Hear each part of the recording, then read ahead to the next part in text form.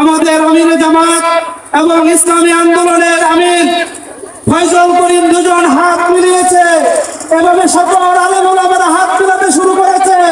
এভাবে হাত মিলানো দেখে অনেকের গা জ্বালা হচ্ছে, অনেকের ঘুম হারাম হয়ে গিয়েছে। যদি আলেম ওলামারা মসজিদ থেকে সংসদ পর্যন্ত চালাতে শুরু করে, তাদের মদ খাওয়া টেন্ডারবাজি করা বন্ধ হয়ে যাবে।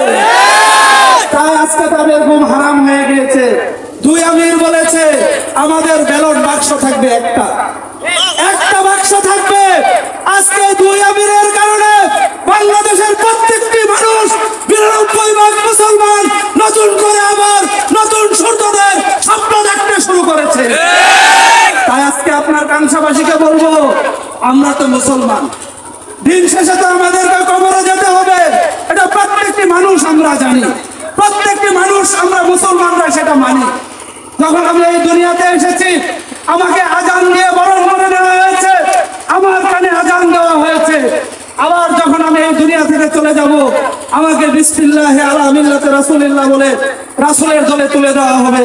কিন্তু কাংসাবাসীকে বলছি, আজকে যারা যে সকল রাজনৈতিক দল আপনার সামনে আসছে, তাদেরকে জিজ্ঞাসা করবেন যে আপনি যে আমার জন্য এসেছেন, আমার কাছে এসেছেন, আপনি কি ৫ ওয়াক্ত নামাজ পড়েন কিনা, আপনি কি মসজিদে যান কিনা, আপনি কি হালাল ইনকাম করেন কিনা, আপনি যে টাকা নিয়ে আমার সামনে এসেছেন আপনার সেই টাকা বৈধ কিনা জিজ্ঞাসা করতে পারবেন কাংসাবাসী?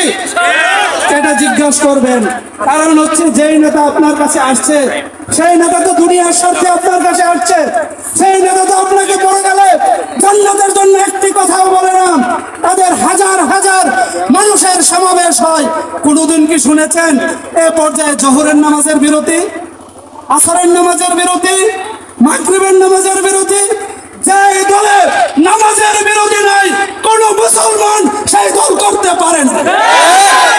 যে দলে ইসলামের কথা নাই, কোন মুসলমানের সন্তান সেই দল করতে পারে।